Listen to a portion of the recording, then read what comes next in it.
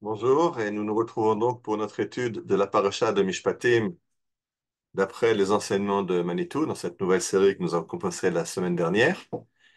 Et donc dans la paracha de Mishpatim commence Ve'ele Mishpatim asher tasim lifnehem. Voici les lois que tu leur enseigneras.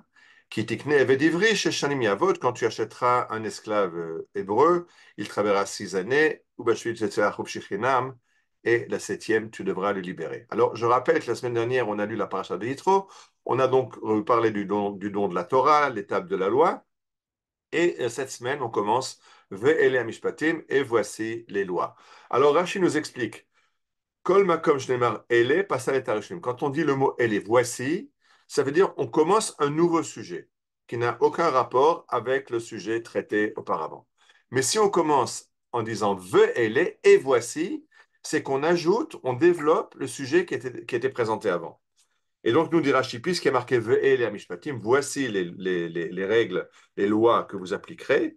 Marishonim et Sinai, af elu Sinai. C'est pour nous dire que comme on est donc un développement, la suite des 10 commandements que nous avons entendus au mont Sinaï la semaine dernière. Donc, Ma et Sinai, de la même façon que les premiers ont été donnés au Sinaï, les 10 commandements, alors ceux-là aussi ont été donnés au Sinaï. Ne dis pas qu'au Sinaï, on a juste reçu les 10 commandements, je suis l'Éternel ton Dieu, tu n'auras pas d'idole, tu feras Shabbat, tu honoreras tes parents, tu tueras pas, tu voleras pas, etc.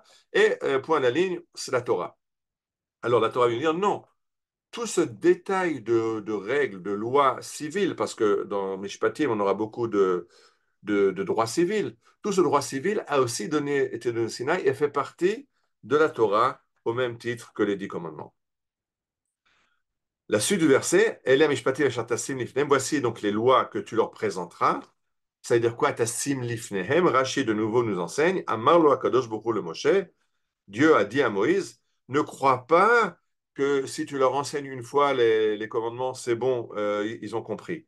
Je leur enseigne une fois, 2 fois, 3 fois, et après, je vais me reposer. Non, il faut que tu leur enseignes autant de fois que nécessaire jusqu'à ce que ce soit entièrement clair pour eux. Ashertasim lifnehem, tu mettras devant eux que Shulchan Ha'arur, comme une table dressée, Mouchan lechol lifnei Adam, et c'est prêt à manger. Tout est déjà prêt, la table est dressée, les couverts sont là, les mets sont là, assieds-toi et mange. C'est comme ça, c'est de là que vient le nom du Shulchan Aruch, le recueil de lois du peuple juif s'appelle le Shulchan Aruch, la table dressée. Ça vient de cet enseignement-là que les mitzvot doivent être comme une table dressée, que tout doit être prêt, tout doit être accessible. Alors là-dessus,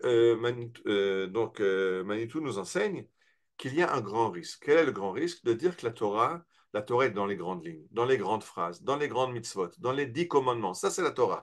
Dans toute choule, on a les tables de la loi au-dessus du Aaron Kodesh. Dans tous endroits, des 10 commandements. Mais c'est incroyable, c'est formidable. Et même les nations reconnaissent ces 10 commandements. Si on, ou les grands principes du judaïsme. Si on prend le christianisme, alors il a érigé en principe suprême l'amour du prochain. Tu aimeras ton prochain comme toi-même. Ça vient de chez nous, c'est de la Torah. Ou l'islam où les gens qui nous massacrent ou qui massacrent de façon générale en criant Allahu Akbar, la ilaha illallah, il n'y a pas d'autre Dieu que Allah. C'est de chez nous. En od milevado, il n'y a pas d'autre Dieu que lui. C'est aussi quelque chose qu'ils nous ont volé chez nous. Mais qu'est-ce qui se passe? C'est qu'ils ont pris les principes sans apprendre comment les vivre, comment les comprendre, comment les développer. Par exemple, sur le principe de l'amour, V'aftal rakamocha, la Torah nous dit tu aimeras ton prochain. Ok, c'est formidable. Alors ça, les chrétiens l'ont pris. Oui, mais il y a une suite dans le verset. V'aftal rakamocha, tu aimeras ton prochain comme toi-même. Et puis elle a su encore une suite, Ani Hashem, c'est moi l'Éternel ton Dieu. Alors ça demanderait un cours complet rien que pour expliquer ce verset. Mais disons par exemple sur le tu aimeras ton prochain comme toi-même, c'est-à-dire quoi comme toi-même? Alors on pourrait croire, il faut l'aimer énormément comme moi je m'aime moi. Les Chachamim dans le Talmud ont expliqué non, c'est restrictif. Tu dois l'aimer comme toi-même, mais pas plus que toi. Et l'exemple qui est donné dans le Talmud, il s'agit de 2 personnes qui vont dans le désert. Et il y en a un des deux qui a une outre d'eau, mais qui n'est pas suffisante pour les deux. S'il boit son eau, lui va arriver jusqu'à la prochaine oasis, donc il va se sauver et l'autre va mourir. Et s'ils partagent, les deux mourront. Et donc il y a 2 opinions dans le Talmud. Il faut partager et puis à la grâce d'Allah. ou Rabbi Akiva qui dit non, tu aimeras ton prochain comme toi-même, pas plus que toi-même. Donc ta vie est primordiale. Donc tu commences par toi-même. Charité bien ordonnée commence par soi-même et après tu aides l'autre. C'est-à-dire qu'il y a des règles. Comment appliquer ces grandes phrases, ces grandes règles du judaïsme? Elles ont des règles d'application. Et ça, c'est donné avec toutes les mitzvot, les 613 commandements qu'on a, plus encore tout ce que les rabbins ont développé et ajouté. Et là-dessus, justement, c'est la deuxième interprétation de Rashi. La première nous disait que toutes ces lois font partie de ce qu'on a reçu au Sinaï. Et deuxièmement, il faut les présenter comme une table dressée, prête à être prête au repas, prête à l'usage. Or, avoir juste les grandes lignes, ça ne donne pas les règles d'application, comment appliquer la Torah. Et ce qui est très intéressant, c'est que Moïse, notre maître, Moshe Rabbeinu, qui est allé au mont Sinaï, qui a parlé avec Dieu et qui a reçu ces commandements qu'il a transmis à Israël, c'est le plus grand des prophètes. Maïmonide développe le fait qu'il n'y a aucun prophète qui arrive à la cheville de Moshe, mais c'est déjà marqué dans la Torah. Quand Dieu va dire à Moïse, à Aaron et Myriam, PLP Adaberbo ou Maré Belobridot. Je lui parle de façon directe, c'est pas par des circonvolutions, par des meshalim, des paraboles, je lui parle directement. Et à la fin de la Torah, on lira dans la dernière paracha de la Torah, Velokam Navi od Israël que Moshe. Et il n'y a pas eu d'autres prophètes en Israël que Moïse, Asher Yodao Adonai Panim El Panim, à qui Dieu a parlé face à face. Donc, si Moïse est tellement grand, est un prophète tellement énorme, ben on s'attendrait à ce que son qualificatif soit Moïse, le prophète ultime. En hébreu, Moshe Nevi Enu, Moshe Hanavi, Moïse le prophète, Moïse notre prophète. Bon, c'est pas comme ça qu'on l'appelle. La tradition juive appelle Moïse Moshe Rabbeinu, Moshe notre maître. Parce que c'est très important de comprendre ça.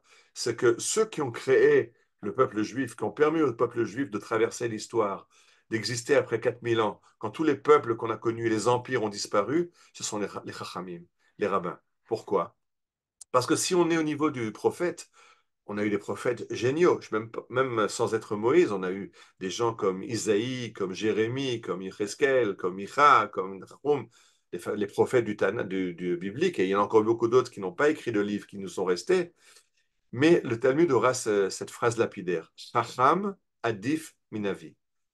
Le Chacham, l'enseignant de la Torah, est plus important que le prophète. Pourquoi? Parce que le prophète parle avec Dieu. Le prophète, c'est formidable. C'est un niveau de spiritualité d'un homme qui peut parler directement avec Dieu. C'est un rêve. Mais en fait, si on regarde l'activité des prophètes, ils ont fait tous flopper. Ça n'a pas marché.